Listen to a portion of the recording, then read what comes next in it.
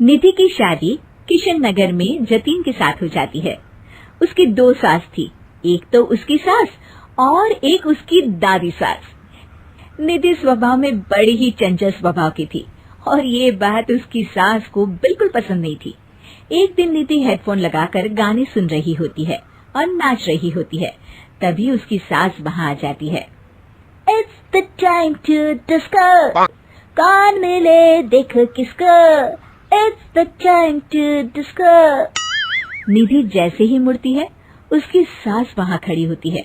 वो अपनी सास को देखकर नाचना बंद कर देती है। मम्मी जी, मैं ना बस थोड़ा। नहीं नहीं बहू, और नाचो, पूरे दिन रात एक कर दो प्रैक्टिस में। क्या है ना, तुम्हें तो डांस इंडिया डांस में जाना है ना। Dance India dance? नहीं नहीं मम्मी जी, वो तो मैं बस ऐसे ही। हाँ हाँ पता है, तुम ऐसे ही ठुमके मार रही हो, नाश्ता तो बना रही है अब तक। ओह, बस मम्मी जी, मैं जा ही रही थी बनाने। तभी वहाँ निधि की दादी सास आ जाती है। अरे बहू, जरा मेरे कमरे में तो चल, तेरा चश्मा नहीं मिल रहा है। माँ जी, चश्मा मिलेगा भी कैसे, वो तो आपने अपने सर पर लगा रखा है। भूल गई थी मैं। सास वहाँ से चली जाती है और दादी सास निधि की तरफ देखकर मुस्कुराती है और आंख मारती है। अगले दिन निधि टीवी देख रही होती है। तभी वहाँ उसकी सास आती है और कहती है, बहू, ये क्या, दिन भर टीवी के सामने अपनी आंखें खराब करती रहती है तू। मम्मी जी, वो कोई काम नहीं था तो मैंने सोचा कि टीवी ही देख लूं। अच्छा, काम नहीं था, कोई नहीं, रात में घर में कुछ रिश्तेदार आ रहे हैं, उनका खाना बनाना है। चलिए बहुरानी जी। हैं? कितने लोग आ रहे हैं मम्मी जी? यही कोई 10-12 लोग होंगे। अभी से ही लग जाओ काम पर, समझी। उनकी खातिरदारी में कोई कमी नहीं रहनी चाहिए। सास वहाँ से चली जाती है। बाप रे, 10-12 लोग, इतने लोगों का खाना, इतना खाना तो एक साथ मैंने कभी नहीं बनाया। निधि रसोई में जाती है और सब्जी काटना शुरू करती है। सब्जी काटते हुए काफी वक्त बीत जाता है। तभी उसकी सास आती है। ये क्या, अभी तक सब्जी ही काट रही है? अरे अभी तक तो सब्जी बन भी जानी चाहिए थी। जल्दी जल्दी हाथ चलाओ बहू, मैं जरा मार्केट जा रही हूँ। सास चली जाती है। इतना सारा काम है और खुद अकेले ही करना पड़ रहा है मुझे। निधि सब्जी काटने के बाद आटा गूंदना शुरू करती है तो देखती है कि आटा खत्म हो गया है। आटे के पैकेट ऊपर वाले स्लैब में रखे हैं। ओफो, एक काम और बढ़ गया। निधि आटा निकालने के लिए स्टूल पर चढ़ती है और पैकेट उतारने लगती है। तभी उसका बैलेंस बिगड़ता है और सारा आटा उसके ऊपर गिरता है। हे भगवान, मर गई रे, ये तो सारा आटा ही गिर गया। अब क्या करूं?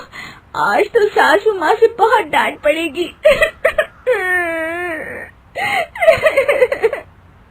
तभी उसकी दादी सास को रोने की आवाज आती है और वो रसोई की तरफ आ जाती हैं। देखती है कि निधि आटे में लथपथ जमीन पर बैठी है और पूरा आटा रसोई में बिखरा हुआ है।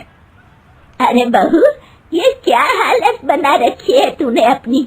मेहमानों के आने का वक्त हो गया है और रसोई की ऐसी हालत है। दादी सासू माँ, आज तो मुझे मम्मी जी घर से ही निकाल देंगे।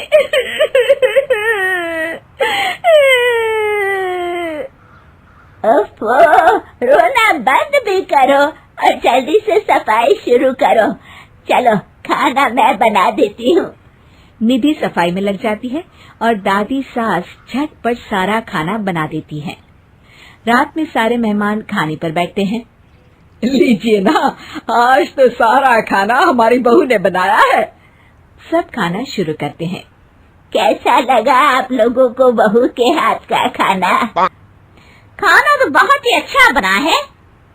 हाँ हाँ, और ये पालक पनीर तो बहुत ही अच्छा है। ये सुनकर निधि बहुत खुश हो जाती है और अपनी सास की तरफ देखती है तो देखती है कि उसकी सास तो कुछ भी खा ही नहीं रही होती। अरे मम्मी जी, आप लीजिए ना, मैं परोसती हूँ आपको। ये लीजिए पालक पनीर और ये लीजिए रोटी। सास जैसे ही खाने का निवाला खाती है तो अपनी बहू की तरफ देखती है कैसा बना है खाना मम्मी जी? सास दादी सास की तरफ देखती है। अब बहुत अच्छा खाना बना है।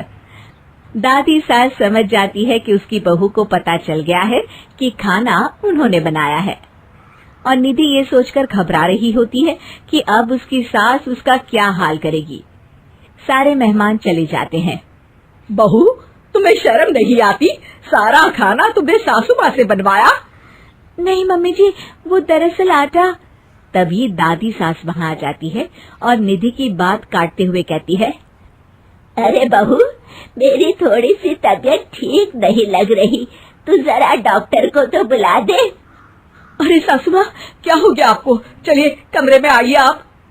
सास निधि की दादी सास को अंदर लेकर जाती है और दादी सास एक बार फिर से निधि की तरफ देखकर मुस्कुराती है।